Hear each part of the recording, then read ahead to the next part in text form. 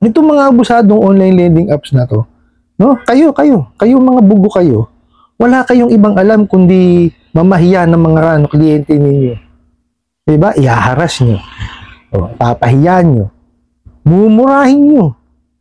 Diba? Yan ang mga alam nyong gawin. Hindi kayo marunong maningil ng totoong paniningil. O, ano nangyayari sa inyo ngayon? May nagtanong sa akin, totoo po ba, Idol Boss? Special Collection Department. Dear customer, you have an active loan agreement at number of your loan agreement dated August 10, 2024. Unfortunately, you do not paying your debt during DPD days. So your case can be transferred to our internal special collection department. Possible consequences are field visit, searching for additional information in open source, preparing documents for court, communication with your employer. Alright, maraming salamat po, no, sa napaka-interesanting katanungan na pinadala niyo po sa akin, no. Pero bago natin sasagutin, imbitahan ko po muna sana kayo na pakisuportahan po sana yung aking mga social media accounts sa YouTube, Facebook, and TikTok. Okay. Ang una kong comment dito, copy-paste. Okay? Tapos, hindi siya pinroofread. Nakita nyo naman, ang hirap na hirap akong basahin eh. Diba? Ba't ko nasabing copy-paste? Tingnan nyo ha, ang nakalagay, Dear Customer. Diba? Hindi man lang siya pinersonalize. Sa technology ho natin ngayon po, pwede mo nang special, kumbaga, i-personalize yan eh. Maski apelido man lang.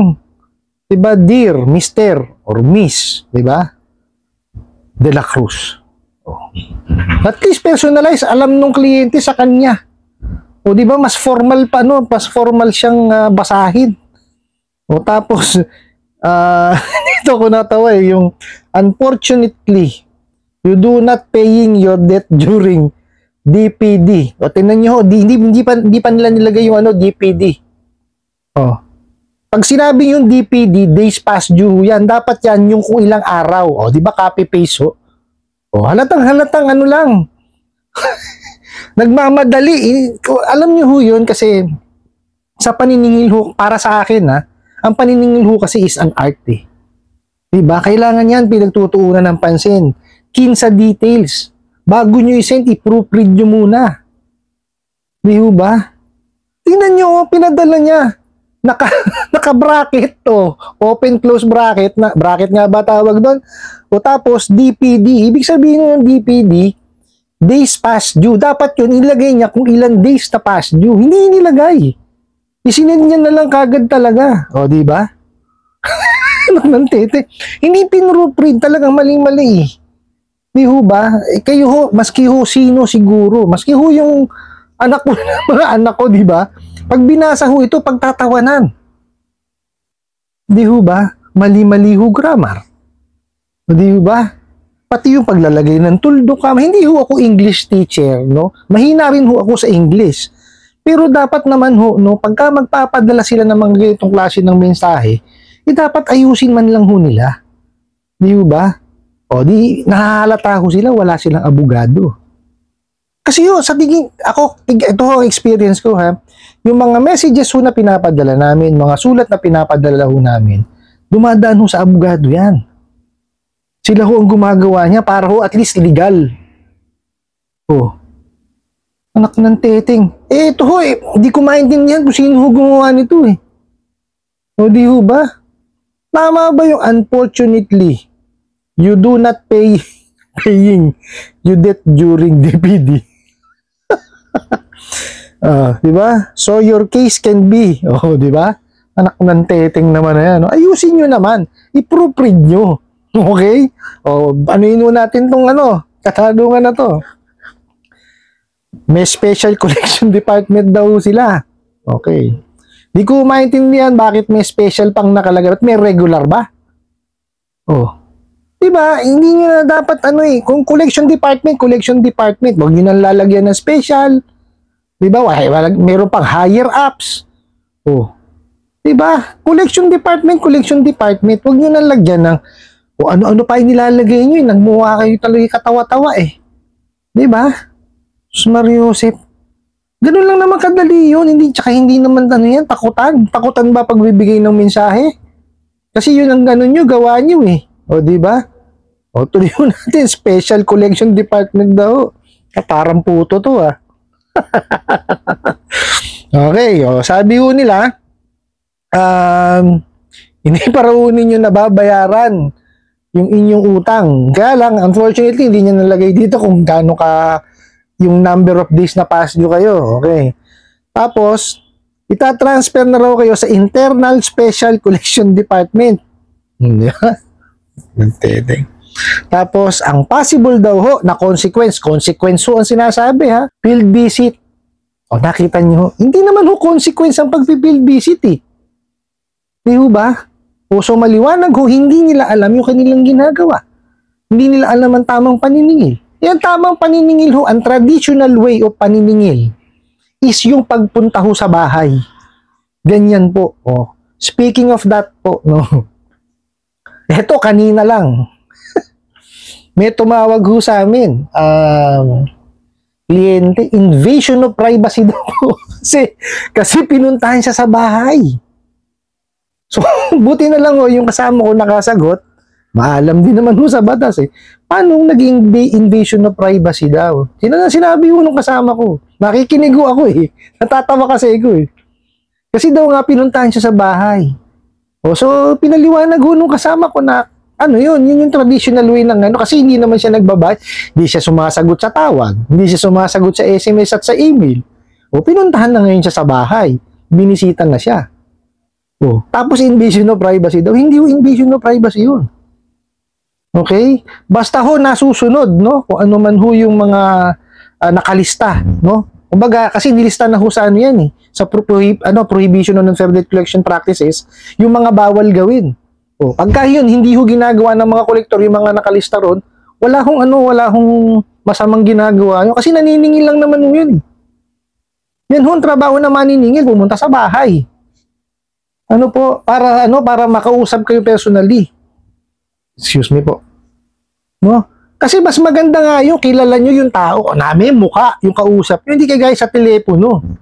Di ba? Oh, pagka yun, kaharap ninyo, at least maganda usapan ninyo. Di ba? Meron kang kausap.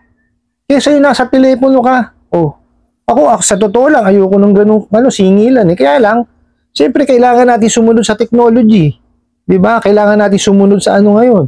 Nagbabago ang panahon. May tawagan na, mayroon ng SMS, may email na. Kasi nung panahon namin yung dati yung nagsisimula ako, wala hong ganyan. No? Wala hong may SMS nga ho noon, pag sinend mo ngayon, bukas na dating nun. Ganun ko katagal ang messages, ang pagdating ng message noon. Kaya talaga pupuntahan mo.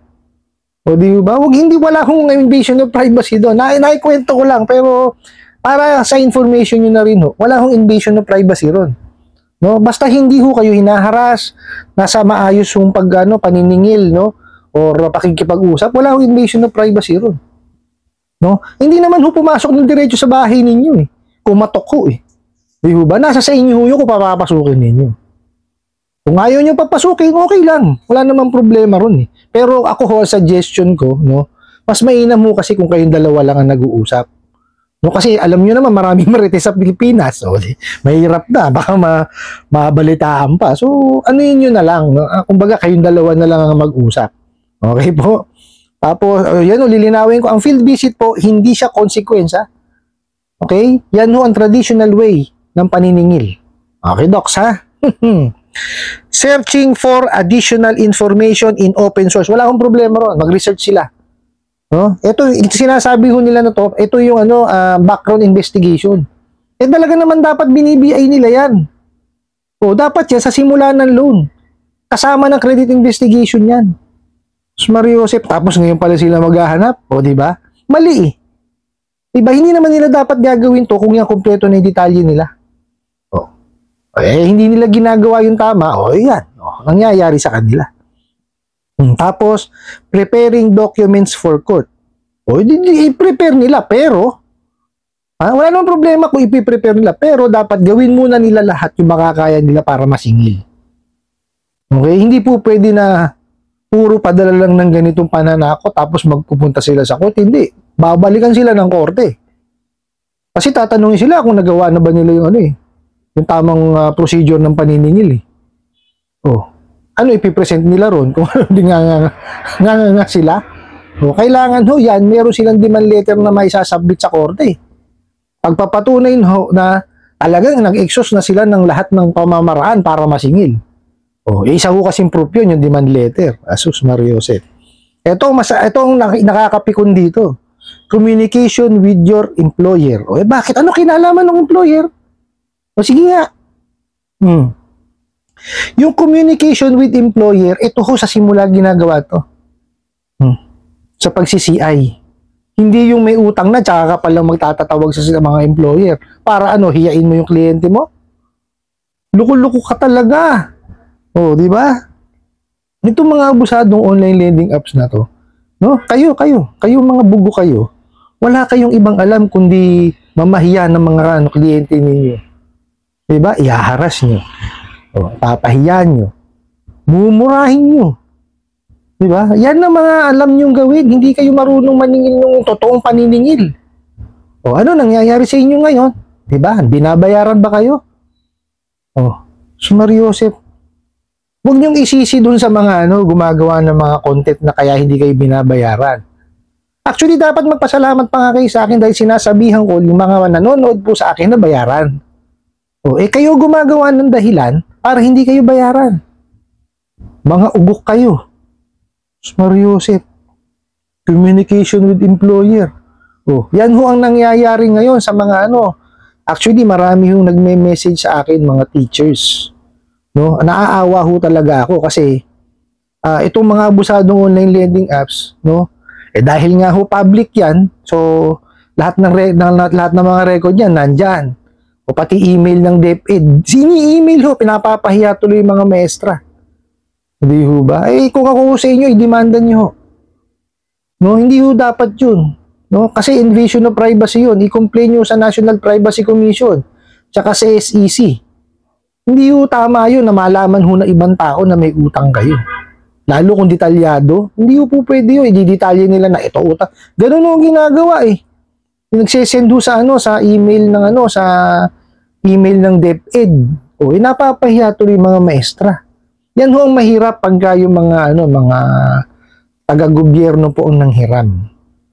Kasi nga yan, public document niya, public lahat ng mga email addresses, telephone numbers, public. Madaling-madali ho kayong mapapahiya ng mga bugok na yan.